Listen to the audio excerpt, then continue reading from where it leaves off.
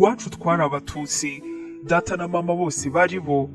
Kenshi nimugoroba papa yatahaga yakomeretse, twamubaza icyabaye akatubwira ko ngo mu nzira arimo aza yahuye na Afrodisi wari interahamwe nkuru hamwe n'interahamwe ntoya, hanyuma bakamukubita bakaba bamukomerekeje.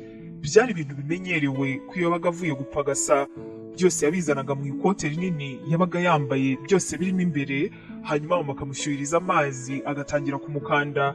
Niko hafi buri joro ubuzima bwacu mu rugo bwari bumeze. Mu mutima wanjye nari nkunze ababyeyi banjye, ariko kandi nkahora mbafitiye umujinya, nkahora nibaza impamvu bambyaye atari abahutu, nkajya mpora mbaza mama nti ese ma wari waravuze ko umusore w'umuhutu mushakana kugira ngo mumbyare ntari umututsi, kuki wahisemo ko tubaho buno buzima bubi koko?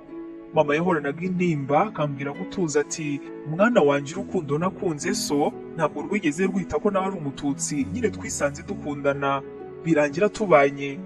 Papa wanjye nawe yari umubyeyi wuje urukundo, akajya ahora atubwira na musaza wanjye ko nubwo mu bahutu bahimukirana ariko kandi atari bose.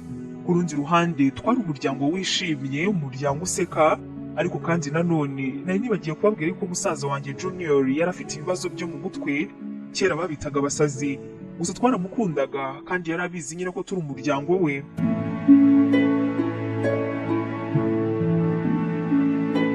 Mama wanjye nawe yari umubyeyi w'urukundo, yahoraga atubwira ko nubwo ubwoko bw'abahutu harimo ababi banakora ibikorwa bibi, ariko kandi nyamara harimo n'abantu beza. Urugero nk'umuryango twari duturanye, umugore waho Marcelina yari inshuti magara ya mama kandi yari umuhutukazi. Njye narakuranye umutima wo kwifuza kuba umuhutu, kandi koko usibye ko iwacu kwa Ndori ahari ahantu hazwi nyine ko ari mu rugo rw'abatutsi, nk'iyo nageraga ahantu batanzi nta n'uwandebaga nabi kuko nari umukobwa mugufi, ndetse banambwiraga kenshi ko nasa mu maso nk'abatutsi. Numvaga ariyo magambo meza numvishe mu buzima bwanjye. Ntabwo ubuzima abatutsi babagamo kiriya gihe nta muntu n'umwe nakwifuriza kubamo none. Dore inkuru yanjye rero ihera mu ishuri, aho nari ngiye kurangiza segonderi ku myaka 18. Wowe udukurikiye nagusuhuje kandi naguhaye ikaze. Aho mu gutangira nakwibutsa ko ino nkuru ngiye kubabwira ari inkuru mpamo y'umukunzi wacu watwandikiye nk'ibisanzwe, aho ndi buze gukoresha amazina atandukanye nayo yatubwiye, kandi nanone nakubwira yuko ino nkuru iri buze kugaruka kuri byinshi ku byabaye mu mateka y'u Rwanda. Niba rero hari uburyo runaka bubi bijya bigukoraho, ino nkuru y'urukundo ntabwo ari yawe yo kumva. Abo turi bukomezanye mwese nk'abambahaye ikaze, aho nk'ibisanzwe. Iyi nkuru yacu y'urukundo tugiye kuyibwirwa n'umukobwa witwa Jose. Atangira atubwira ati ni amateka maremare, ariko reka nyahere mu mpera z'umwaka w'1993, mbere gato y'uko jenoside yakorewe abatutsi mu Rwanda itangira. Ibintu byose mu gihugu byari bitangiye kuzamba. Nk'uko nari nabivuzeho gato, nari narakuze nari muremure, ntanafite byinshi mu byatutsi bareberwagaho, yewe nta nubwo ku mabariyeri ngiye bajyaga bampagarika. Ibyo byo ku muryango wanjye byari impano ikomeye kandi byari umugisha, kuko nashoboraga kwiga mu gihe mpinduye imyirondoro yanjye. Ni nanjye rero wari buzige mu muryango wacu, kuko nyine nk'uko nabikubwiye umusaza wanjye yari arwaye. Uko nasaga nibyo byateye data kunjyana mu kigo cy'ababikira, aho hari umwe mu babikira wari umutukazi w'inshuti y'iwacu. Data yamusabye kunyita umwisengeneza we kugira ngo mbashe kwiga, kuko no kwiga uri umututsi icyo gihe byari ibintu bigoye cyane. Umubikira kuko yarabikoze, baranyandika ndatangira ndiga. Mu byangombwa byose nagiraga bari baranyanditse kuri musaza w'uwo mubikira, we yari atuye hanze kandi rwose nta kibazo yari abifiteho. Ku ishuri ryacu rero twiganaga n'abantu batandukanye, kandi kuko byari mu ishuri ry'abihaye Imana, ntabwo ibintu by'amoko twakundaga kubivugaho cyane. Wasangaga wenda nk'umukobwa ubwoko bwe buzwi cyane, n'abandi bakobwa bararana ndetse n'abahungu ubwoko bwabo buzwi cyane hagati yabo.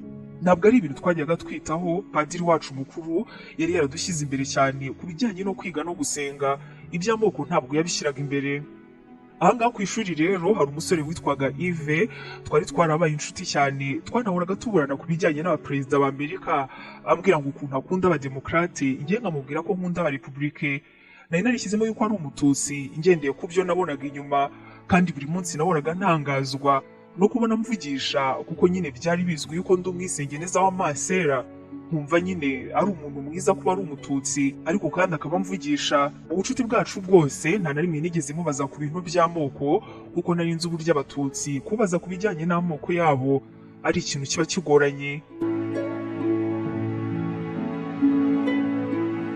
Umunsi umwe rero turi ku ishuri hari umwarimu wari mushya wari woherejwe ku ishuri ngo hari amakuru yavugaga yuko nta barura ku batutsi rihari kandi rikaba ryaragombaga gukorwa, ndetse ngo ku ishuri hariya cyane mu bigo byo mu gihugu bitakoraga ayo mabarura. Umwarimu yaraje atabahutu mwese mujye hano. Twaragiye turahagarara, arangije arongera ati abatutsi namwe muze hano.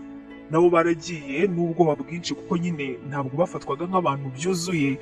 Hanyuma uno mwarimu yarongeye ati abatwa namwe nimuze hano. Umutwa twiganaga yari umwe yarahagurutse arangije nawe aragenda ahagarara aho ngaho. Twese tumaze kwirundanya nagiye kubona mbona umusore umwe asigaye naho kujya.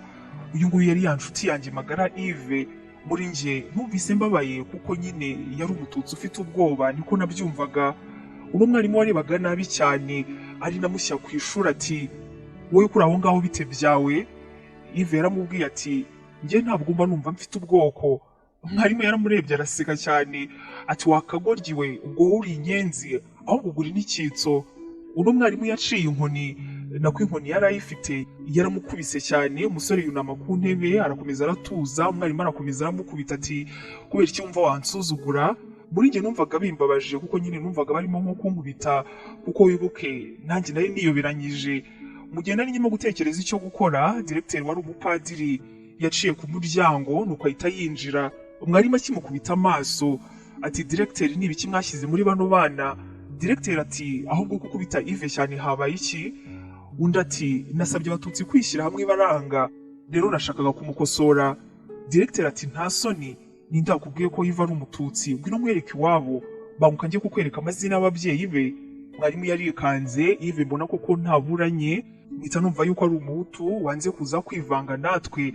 Mwarimu avuye kwa directeur yaraje hanyuma dusaba imbabazi atubwira ko kwibeshya bibaho. Ariko nanone ahangaha mwarimu yarengejeho akandi kantu aravuga ngo iwabo wa Yves nibo bakoze amakosa yo kumuha amata menshi umwana wabo agakura asa nk'abatutsi nuko bataramwigishije yuko umuhutu ari wose agomba kuba byishimiye. Ibyo nabyo ni ibibazo by'ababyeyi be. Abanyeshuri benshi twanze umwarimu uko usibye ko ibyo yakoraga wenda byari ibintu bisanzwe mu gihugu, ariko ku ishuri ryacu rwose twarakundanaga. Ntabwo ibyo bintu by'amoko ari ibintu twinjiragamo cyane. Tugisohoka mu ishuri rero uwo munsi naragiye negera Yves ndangije ndamubaza nti Yves kubera icyo wakoze biriya.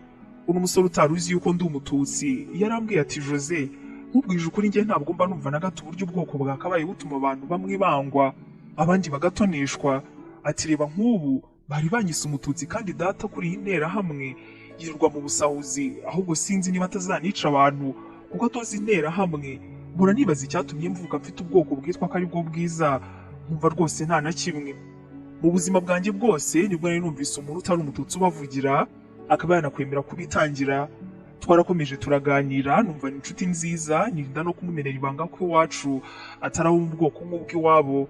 Yves twakomeje kuba inshuti cyane numva muri njye ndaramwikundiye kuko nk'iyo yasibaga afite ikibazo nakoraga uko nshoboye kose nkamenya amakuru ye, nawe iyo nasibaga yabigenzaga gutya akamenya amakuru yanjye. Yewe no ku ishuri benshi bari bazi yuko dukundana, ariko kino gihe rwose nta cyari hagati yacu uretse ubucuti bukomeye kandi busanzwe. Ubucuti bwacu rero bwaje no kugeza aho Yves mujyanye iwacu. Data aramubona aramwishimira arangije aranserereza ati uriya ni umukwe se. Nabwiye papa ni oya ni inshuti yanjye bisanzwe. Hanyuma rero Yves na papa baraganira numva biranshimishije kuko bahuzaga byinshi. Mama nawe akunda Yves, hanyuma musaza wanjye wa undi nyine wari urwaye nawe ahura na Yves bakajya baganira nyine ariko harimo uburwayi bwa musaza wanjye. Dutashye rero nabwiye Yves yuko iwacu atari abahutu nk'uko ku ishuri babizi, mubwira ndetse n'impamvu zose zanteye ibyo. Iri ngiri ryari ibanga ryanjye n'umuryango wanjye ndetse na Mansera, ariko umutimanama wambwiye kubwiza ukuri Yves kuko numvaga ko ari bunyumve kandi natekerezaga yuko nta wundi muntu n'umwe ushobora kumva amateka yanjye uvanyemo nyina wo mu muryango wanjye. Akibyumva koko akumva yuko iwacu ari abatutsi yaratunguwe, ariko nyine yari yifitemo ikintu nakundaga cyo kumva yuko abantu bose ari abantu. Reka nihute rero ngire mu mwaka w'1994. Umwaka w'1994 ku itariki 6 ntabwo nzabyibagirwa, byari kuwa gatatu. Ari mu ijoro twagiye kumva kuri radio ngo indege y'umukuru w'igihugu irahanutse. Ntabwo byatinze, mu gitondo ku itariki 7 z'ukwa kane abantu batangiye kwicwa muri quartier yacu, ndetse kuri radio numva ngo icyitwa umututsi wese kigomba kwicwa. Uwo munsi mama yagiye ku baturanyi asaba wa mugore wari inshuti yacu magara kuduhisha, dore ko bari banafite ahantu hanini, ariko kandi Marcelina yarabyanze atubwira ko bitakunda. Papa nawe yagiye mu nshuti ze zose, bose baraduhakanira, baratubwira bati ahubwo mureba aho muhungira kuko rwose bari buze kuza kubamerera nabi. Ive yari yarandangiye iwabo kandi numvaga yuko ari we muntu w'inshuti yanjye wabasha kunyumva. Nari narabwiye ibyanjye byose, ntabwo telefone zari za buri wese nk'ubu ku buryo wenda nari kwifata narangiza nkahamagara Ive nkamubwira ibigiye kuba. Ahubwo ikintu nakoze, nabwiye mama wanjye ndetse na papa wanjye na musaza wanjye wari ufite ubumuga nti hari umwana w'inshuti yanjye wa wundi waje kunsura ahangaha witwa Ive, nzi wabo nubwo nigeze njya kubasura, ariko hari dushobora kujyayo maze Ive akaba yaduhisha. Papa yarambwiye ati ariko se koko mwana wanjye, urumva uwo mwana utagiye kumushyiraho umutwaro, ni yewe nimuze tugende. Mama wariraga cyane, yadusabye yuko twaza guhunga nijoro. Uwo munsi wose twirirwa muri toilette yo hanze ahantu mu rutoki. Interahamwe ziraza ziririmba zambaye amakoma ndetse zinafite ubuhiri n'imihoro, ziti ndori ndori tuje kukwica. Bageze mu nzu baramubuze, basaka ndetse banasakambura ibintu byose mu rugo, twese baratubura. Anga bagiye bakubita agatoki ku kandi barakaye bati ndori n'umugore we bahungiye hehe, bahungiye ngo tubarangize. Imvura nyinshi rero imiragwa, ari nijoro twarirukanse, hanyuma duhingukira kwa Ive.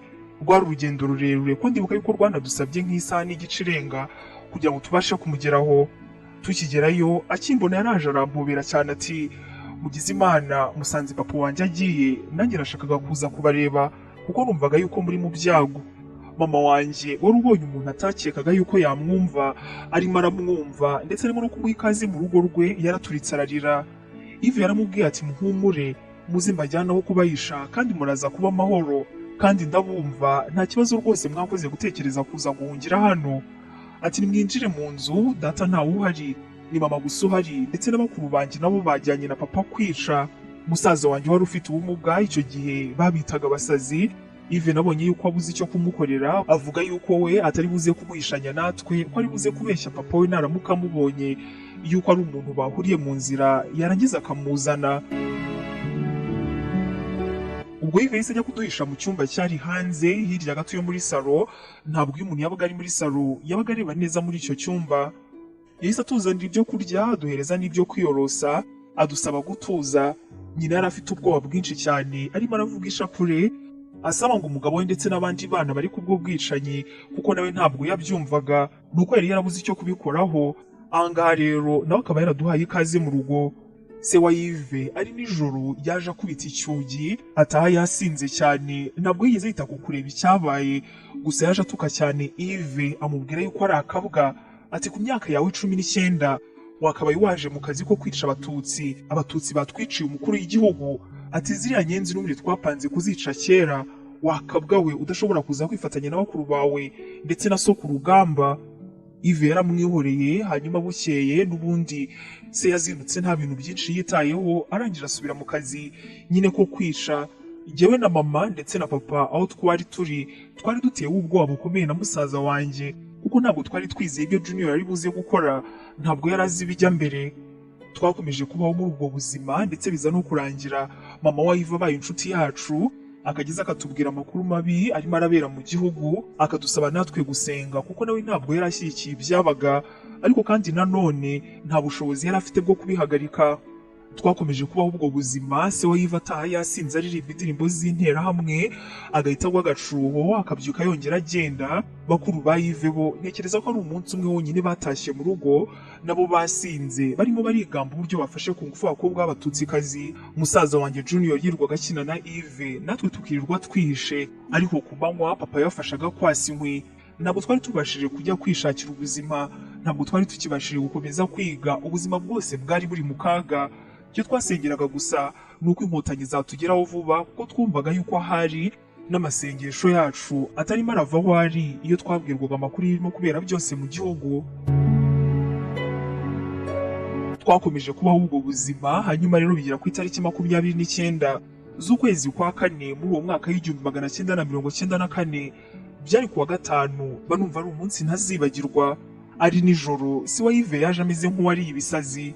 Akimara kwinjira yahamagaye Yves aramutuka, undi ntiyamusubiza, ndetse byari n'ibisanzwe. Twatekerezaga yuko n'ubundi agiye guhita agwa agashuho. Se yakomeje amubwira nabi, atangira no kumukubita. Yves arakomeza aramwihorera. Nyina yaraje yarakaye cyane, afite agahinda n'intimba, yari umubyeyi w'umukristo.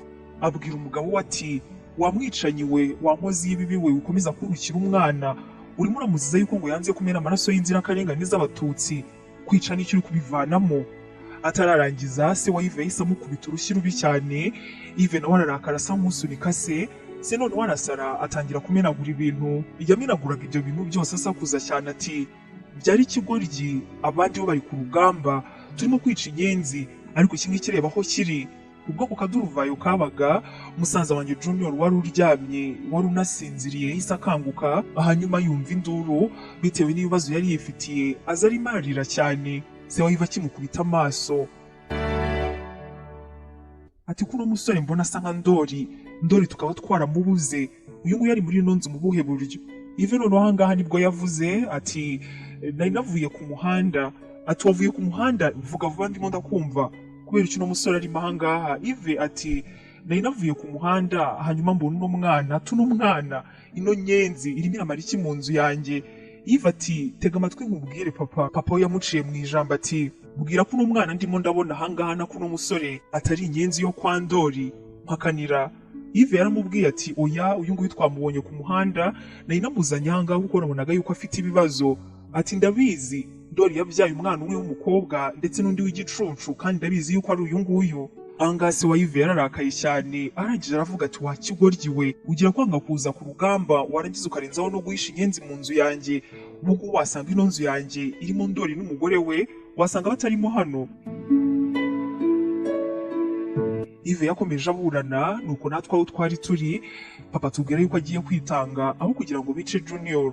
Twashatse kumubuza, ariko n'ubundi yari yaramenyereye kwirwa kubitwa kandi abwirwa nabi.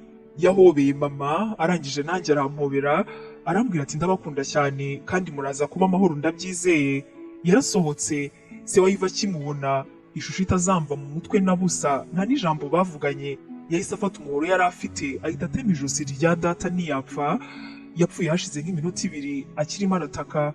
Iyo menye yuko muraza kuba amahoro ari ryo jambo rya nyuma papa wanjye yarambwiye, ntabwo nari kwikiriza ngo yego, nari kumubwira ntibyibura ndagukunda, agapfa abizi, ariko ntekereza ko byibura yapfuye abizi. Junior rero twavugaga yuko afite ibibazo byo mu mutwe. Akimara kubona papa wanjye bamutemye, nako papa wacu yahise agwa igihumure. Se wa Yves ahita amukubita ubuhiri, nawe ahita yumiraho.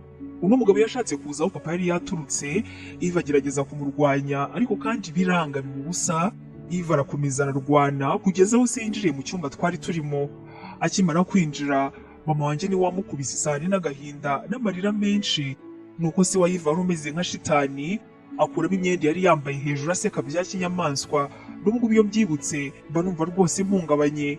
Yahise atangira guciraho mama imyenda, njyewe na Yves tugerageza kumurwanya, ariko ibi by'ubusa. Ari nako mama wa Yves yari arimo arira cyane, asaba Yves kumufungurira mu cyumba se wa Yves yari yamufungiranyemo. Ubwo yari yamufungiranye amubwira ko arimo kumusakuriza. Yves abonye yuko se amaze kwambura, ashaka kuvanamo imyenda, yahise afungurira nyina ngo hari wenda arebe umugabo bashakanye ashaka gufata undi mugore ku ngufu, ubwo bunyamaswa ari buze kubwihorera.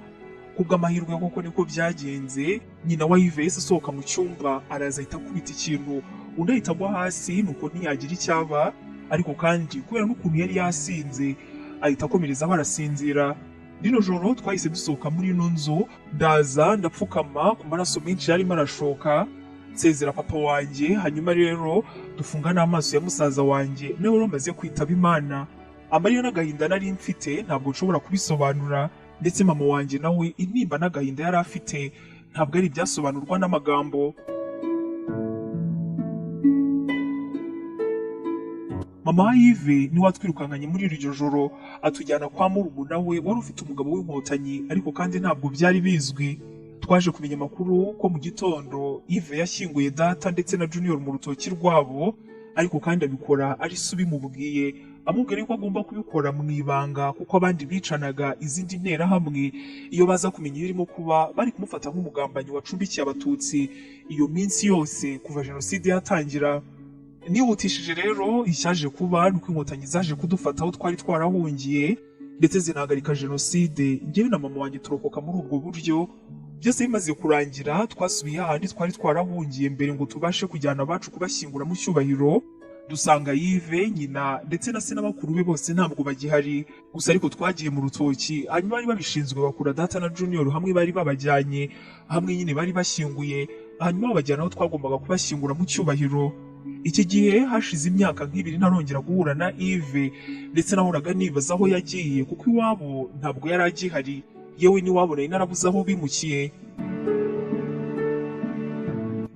Umunsi umwe nagiye mu misa ngiye gutura, nsitara ku muntu, ndebye nsanga ni Yves. Mu kiliziya yarasakuje cyane ati Jose, nahise mwibutsa ko turi mu kiliziya, aragenda aratura, ubundi arangije aragaruka. Yarimo acumbagira duhita dusohoka iyo misa, ntabwo twari tsirangira. Numvaga mukumbuye cyane, nawe nabonaga nkumbuye. Hanyuma rero muri icyo kiganiro cyacu yari yazenze amarira mu maso, akajya anahindukira akareba hirya nkabona yuko arimo kwihanagura amarira. Yarambwiye ati Jose, mbabarira ku byo data yabakoreye, amagambo navuga ni menshi ariko iri niryo ryonyine mfite ryabasha gusohoka. Naramurebye ntazi icyo kumubwira kuko iyo ataza kuba we nanjye na mama wanjye tuba twarishwe. Naramubajije nti none se kucumbagira? Ati uno ni papa wanjye, maze imyaka 2 ndimo ndivuza, ati ubwo yazaga cyagiye akababura mwagiye, yarankubise iri gufa ryanjye ryaravunitse, ariko bambwiye ko byibura nka nyuma y'imyaka 3 cyangwa 4 nzaba meze neza. Ni none se papa wawe ubu ngubu ari he? Yarambwiye ati papa wanjye arafunze, ategereje kuburana ku byaha yakoze hamwe n'abakuru banjye 3. Naramubajije nti amakuru ya mama wawe? Yves yarambwiye ati mama nawe araho, yarwaye umutima, ariko ubundi mu busanzwe ameze neza rwose nta kibazo. Yves twakomeje kuganira icyo gihe, yari bunajye kwa muganga ndamuherekeza, muganga mwitaho, arangije amuha randevu. Nyine iminsi ye yose yagombaga kujya kwa muganga cyane cyane ku cyumweru.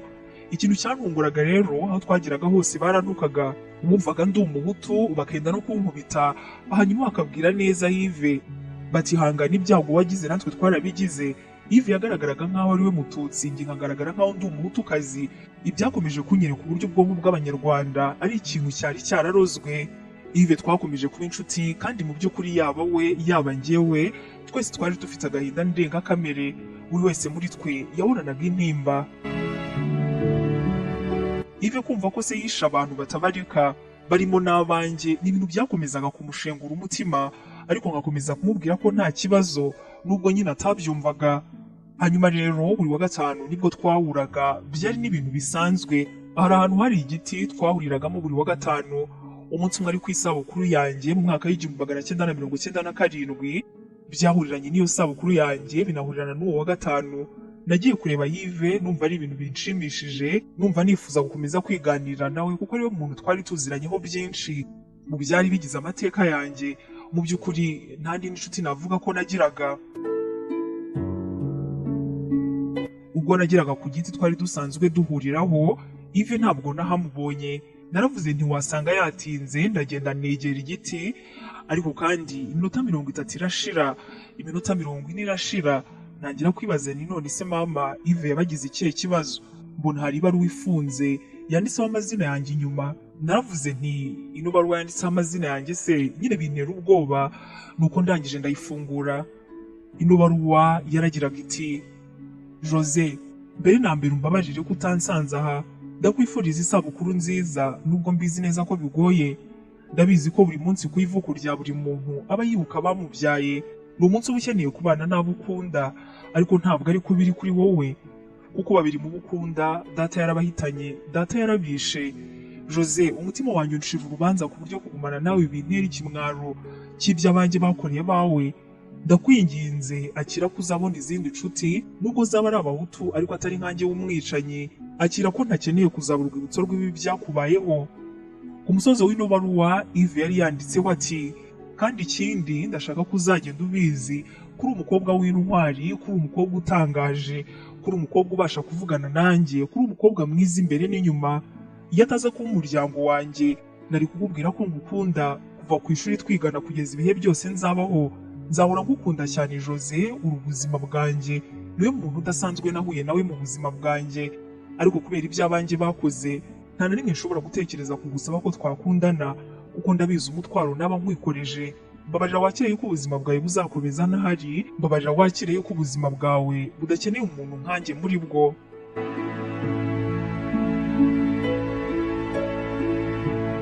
Nyimara gusoma ino baruwa naramututse nubwo tutari kumwe, nibaza aho namukura kuko ntari nzi aho bagiye kuba. Nari narakomeje kuhamubaza ariko kandi yarakomeje kwanga kuhambwira.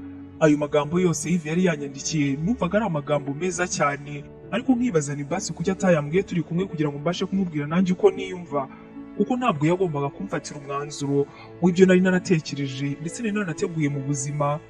Nakomeje rero kujya mu misa nk'ibisanzwe, mara igihe kinini atahaza ku buryo nk'amezi abiri icyo gihe yashize. Umunsi umwe mvuye gusenga nibutse ko yajyaga kwa muganga ku cyumweru, ndetse ku inshuro ebyiri namuherekeje kwa muganga. Nahise mfata igare njyayo, ndangije ndicara ndategereza. Namaze nk'amasaha 3 Yves ataragera kwa muganga. Ndangije ndavuga nti wasanga naho atakihagera. Ubwo icyo gihe maze kumva yuko Yves ahari nko mu buzima bwanjye mubuze, mbabaye cyane. Nahise nsohoka ngiye neza gufata igare ngo rigeze mu rugo, nibwo nahise mbona Yves. Akimbona yazenze amarira mu maso ati, Jose, uramara iki hano?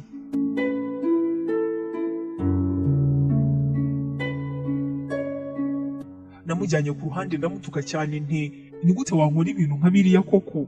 Umuntu wenyine undi nsigaranye, urabizi neza ko ari wowe, urabizi neza ko ari wowe na mama wanjye, none nawe urashaka kugenda, urashaka kunsiga, urabona nzabaho gute? Yarambwiye ati, icyo nicyo gituma numva nagenda kuko abo wari ufite. Naramubwiye nticeceka, genda wivuze uze tuvugane. Ubwo avuyeyo yaraje mubwira ko mu by'ukuri kuba asa ari umwicanyi, bizi neza ko batandukanye kuko ubwo namubonaga akubitwa mu ishuri yanze kwita umuhutu namubonyemo ubumuntu. Namwibukije yuko ari we muntu wari waraduhishe, mwibutsa ko n'ibyo bikomere n'imvuna ahora yivuza byose biva ku ngaruka z'ibyo se yamukoreye. Namubwiye yuko ari umuhungu mwiza, mbese namumazemo ubwoba bwose yari afite kuri njye. Ahangaha nubwo bavuga ngo yabaga batemba ajya mu nda, Yves namubonye arimo kurira, arira amarira y'ibyishimo. Yaraje arampobera, arangije arambwira ati, Jose, urakoze cyane. Ahangaha rero nibwo namubajije nti, none se ibyo wanyandikiye muri ya baruwa wari ubihagazeho? Ati, bihe harya? Naramubwiye nti ko ndi umukobwa mwiza, umukobwa w'intwari, w'umuhanga, umukobwa uzi ubwenge. Yves yarambwiye ati, uri mubi ariko uri umuhanga, abivuga arimo araseka cyane. Ambwira ko nkunda, ambwira yuko ubuzima bwe bwa butandukanye cyane n'igihe cyose naba ntahari, ndetse ansaba yuko twakundana niba ari ibintu nabasha kwemera. Nyuma rero nagiye kubibwira mama, mubwira ko nkundana na Yves. Mama abanza kugira impungenge nyinshi ati, nibyo koko uriya mwana namubonanye umutima mwiza, ni umwana wagutabaye, ni umwana so ajya kwitaba Imana yari yarakunze, yewe ngo yari yaranabonye yuko hari mushobora kuba mukundana. Ariko se koko umwana wanjye, umwana ufite se wuje buriya bunyamaswa, umugabo wari ugiye kumfata kugufi imbere y'umwana yibyariye, buriya koko uriya mwana ntazahinduka akaba yamera nka se? Mama wanjye namubwiye byose nzi kuri Yves, ariko umubyeyi wanjye kuko wari waraniboneye uko yaturwanyeho, nawe agerageza kubyumva. Hanyuma ambwira yuko nta kibazo, niba numva nzabibasha, ubwo nyine ari amahirwe anyifurije. Umuryango wanjye mu bari bararokotse nibo barwanyije iby'urukundo rwanjye, ariko bo ntabwo nabasobanuriraga byinshi kuko n'ubundi ntabwo bari bahari igihe cyo kurokoka kwanjye. Yves yaje kubwira mama we ko dusigaye dukundana. Mama we wari urwaye, wari unafite imbaraga nkeya, nawe arabyishimira cyane, ambera nk'umubyeyi wa kabiri. Umuryango we bamwe barankunze, ariko kandi abandi na n'ubu ngubu ntabwo baba babyumva. Bamwe baracyifitemo ya ngengabitekerezo mbi, ariko kandi kuba njye na Yves twarakomeje gukundana kuva icyo gihe nta kibazo na kimwe dufite. Njyewe na Yves rero twaje kubana mu mwaka w'2002 mu bukwe bwari bwitabiriwe na bake mu miryango yacu, kuko impande zombi ntabwo zabyumvaga cyane. Imana yaduhaye umugisha, twarabyaye abakobwa 2 n'umuhungu umwe, ubu ngubu ni inkumi n'umusore. Se wa Yves yaje gukatirwa burundu ariko yapfiriye muri gereza mu mwaka wa 2011. Yari yaradusabye imbabazi, twaranamubabariye njye na Yves, yewe twaranamusuraga kenshi gashoboka. Gusa mama wanjye we ntabwo yigeze agera ku rwego rwo kumubabarira, ariko nta kibazo kuri we byarumvikanaga. Bakuru ba Yves rero 2 bakatiwe burundu, undi nawe akatirwa imyaka 25, aho kugeza uyu munsi uyu we yanasoje igifungo.